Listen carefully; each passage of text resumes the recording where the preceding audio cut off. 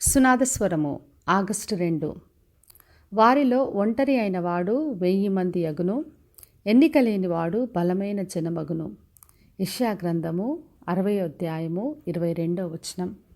కొన్నిసార్లు మేము ఒంటరి వారము, ఎవరూ లేరు అని అనిపిస్తుంది. కొన్నిసార్లు కొందరు ఉద్యోగాలనో లేదంటే చదువులనో పరిచర్య కొరకు ఒంటరిగా జీవించే పరిస్థితి ఏర్పరుస్తుంది. అయితే కొందరు మేము ఎన్నిక లేని వారము, తృణీకరింపబడ్డా, మాకు విలువ లేదు అని అనుకుంటుంటారు.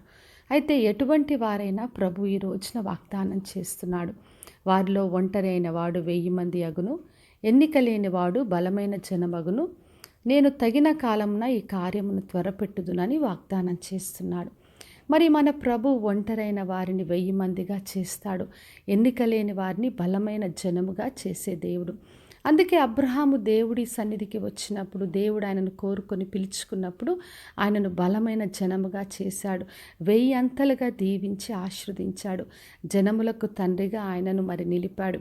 అందుకే దేవుడు ఎవరిని పిలుచుకున్నా, వారు ఒంటరి వారైనా, ఎన్నిక లేని వారైనా, వారందరినీ కూడా గొప్పగా దీవించి ఆశీర్వదిస్తాడు. మత్తయి సువార్త 16వ అధ్యాయం 18వ వచనంలో యేసుక్రీస్తు పేతురుతో చెప్పాడు, ఈ బండ మీద నా సంఘమును కట్టుదును, పరలోక రాజ్యం యొక్క తాళపు చెవులు నీకు ఇచ్చదని చెప్పాడు. పేతురు ఒక ఎన్నిక లేని వ్యక్తి. అటువంటి వ్యక్తిని కోరుకొని ప్రభు పిలుచుకున్నాడు. నీవు నా బండవని చెప్పాడు. ఈ బండ మీద నా సంఘాన్ని కడతానని చెప్పాడు. గొప్ప అధికారంను పేతురుకు అనుగ్రహించాడు. ఏది బంధిస్తే అది బంధింపబడుతుంది, ఏది విప్పుతే అది విప్పబడుతుందని చెప్పాడు. ఆ పేతుర్ని దేవుడు వాడుకొని ఒక్కరోజే 3000 మందిని రక్షించుకోగలిగాడు. ఎన్నిక లేని వ్యక్తి బలమైన జనముగా దేవుని ద్వారా దీవించబడ్డాడు. కాబట్టి నా ప్రియ సహోదరి సహోదరా, ఈ రోజున నేను ఒంటరి వాడను, ఒంటరి దానని అధైర్యపడొద్దు. నాకెవరు లేరు, ఎన్నిక లేని దానను, నాకు ఎటువంటి పేరు లేదు, విలువ లేదని చెప్పి దుఃఖపడొద్దు, బాధపడొద్దు.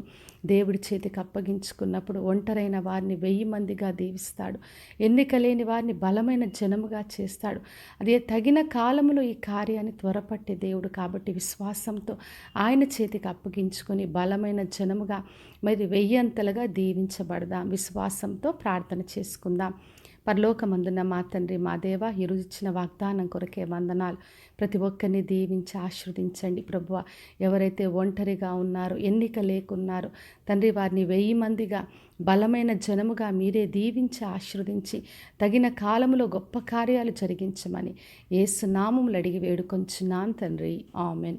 ఈ శుభవచనము వినుచున్న ప్రతి ఒక్కరి జీవితంలో నెరవేర్చబడునుగాక. నేను మీ ప్రియ సహోదరి మంజులాచరణ్.